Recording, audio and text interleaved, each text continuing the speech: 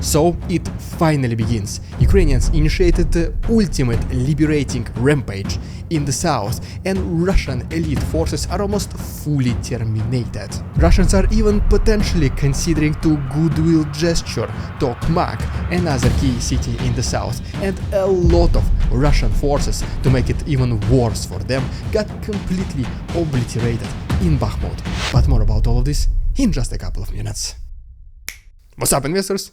It's the Russian dude. And let's get straight to the point and talk about some ridiculous Russian propaganda. So, we have one of Russian military officers which gave a medal to a Russian soldier who is not among us anymore. So they had to Photoshop him and do it pretty badly, and then put this picture on the official website. And then even if you take a closer look, I mean, they just did not even try. They just literally took out his picture in paint, put there, and like, it's okay, it's gonna be like this.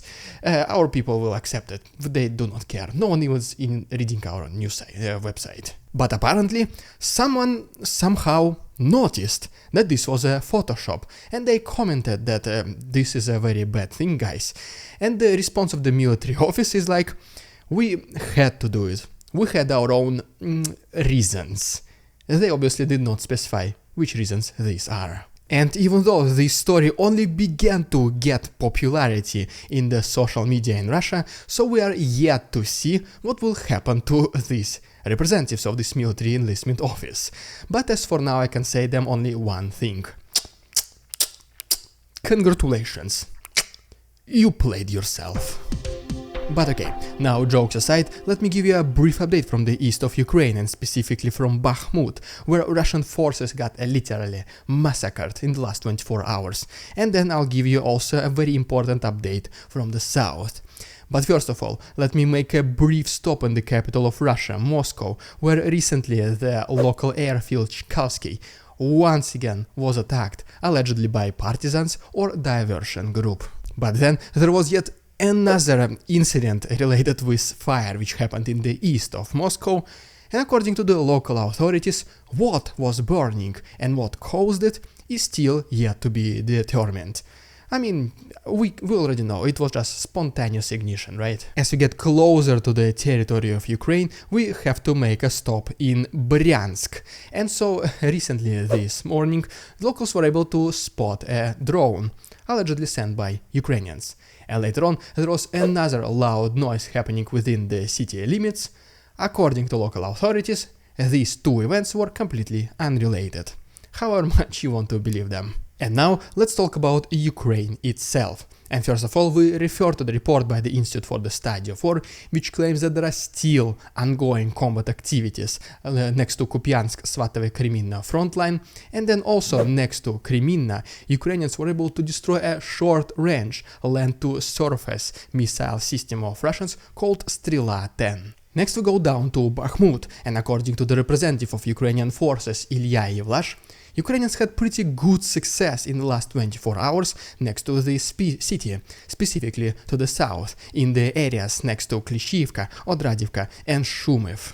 He is also confirming that the road between Bakhmut and Khorlivka right now is under 100% Ukrainian control, making the logistics of Russians between these two cities extremely complicated. And at the same time, even though Russian forces are almost completely exhausted and there's no more elite troops left, they still attempt to recapture Klishivka and Andriivka, obviously extremely unsuccessful. And in response to that, whenever Ukrainians repel this attack by Russians, they advance just a little bit closer towards the south of Bakhmut and are able to gain the foothold without much resistance. And so pretty much the only thing which keeps Ukrainians from completely liberating the south of Bakhmut and Bakhmut itself, according once again to Ilya Yevlash, is the heavy artillery fire by Russians, pretty much happening daily. And just yesterday there was a count of 544 attacks by Russians,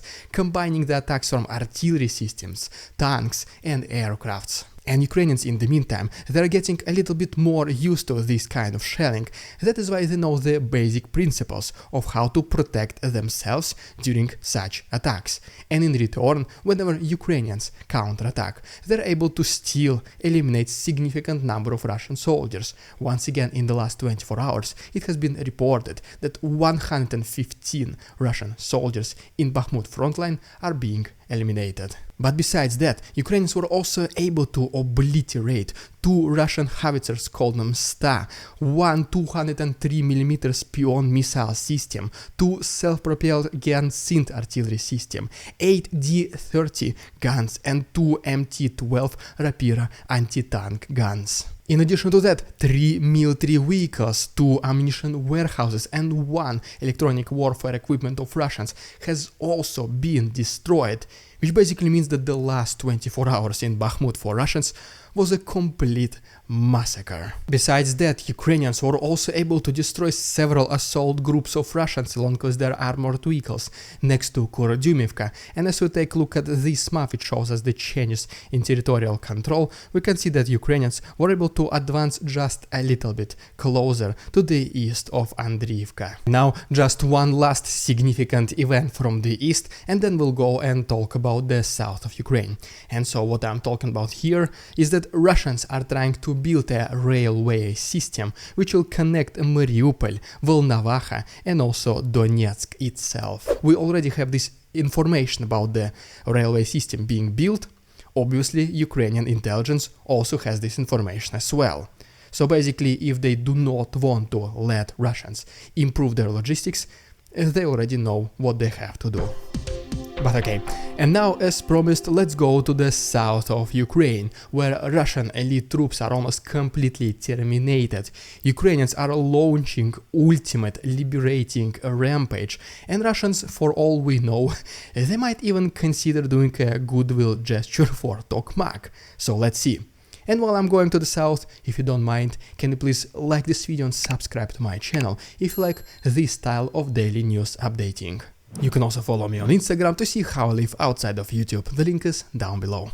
And so yes, the very first step we have to make is located in Kozatsky, on the opposite side from Novokakhovka, where Russians launched several guided bombs and destroyed what seemingly looks like some storage facilities.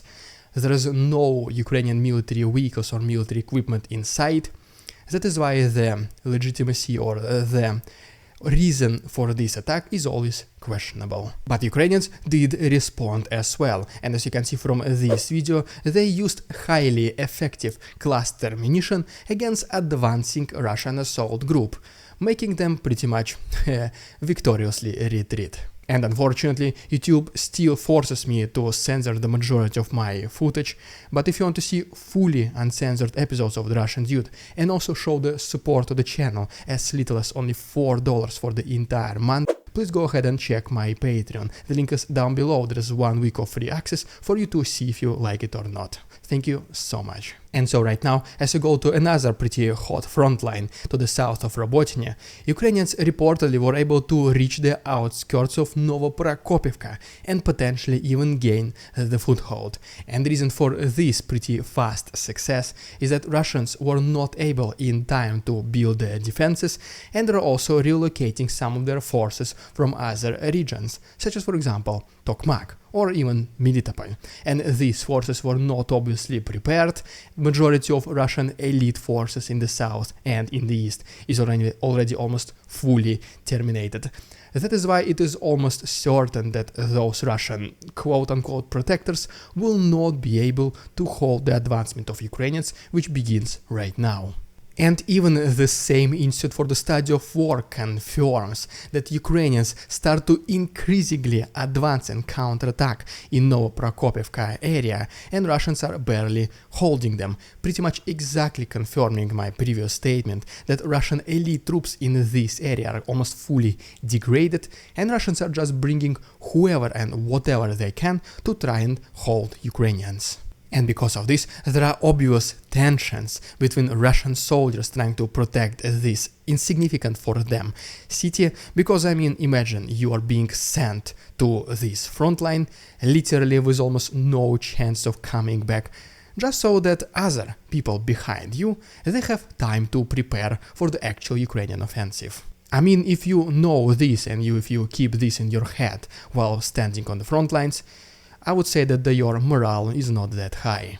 And as a result of these combat activities in the last 24 hours, you can see that Ukrainians were able to liberate just a little bit territory to the south of Robotyne. But most importantly, according to the Russian infiltrator in Zaporozhye region Vladimir Rogov, he is saying that Ukrainians started advancing en masse. At this point, he also mentions that he is almost certain that this is the counteroffensive of Ukrainians in the south, and Russians are trying as much as they can to hold Ukrainians by using the artillery from far behind the front lines. But if you remember, there are actually still Russian soldiers also trying to hold Ukrainians, and if you remember in the past, Russians were not caring that much if they accidentally eliminated their forces with their own artillery.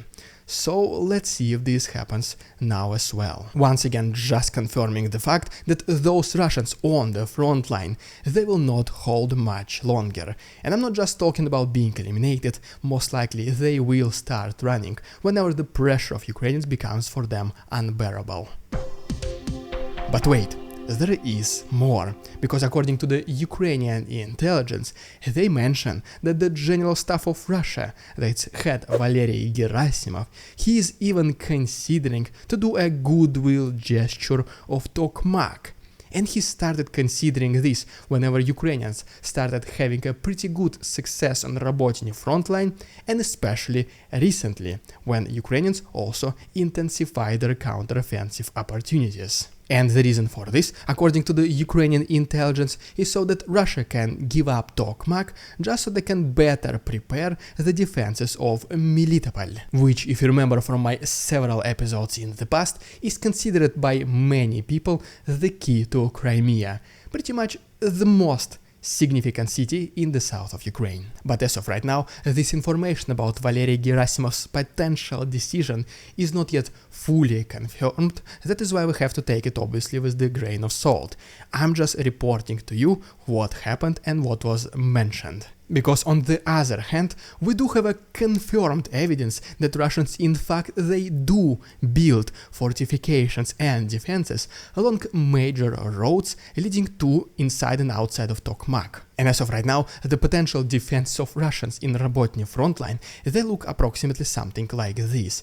And you can see that indeed Russians are trying to protect Tokmak, and they consider this to be their next major battle. So there you have it, two potential situations. On the one hand, Russians might goodwill gesture Tokmak, on the other hand, they will try their best to protect it. Once again, please let me know in the comments what do you think will happen in the near future, but no matter what happens, I will be here to report on this news and try to be here as first as possible, so if you don't want to miss these crucial updates, just please consider subscribing to my channel, it only takes one click. Thank you so much patrons for your support, and see you tomorrow.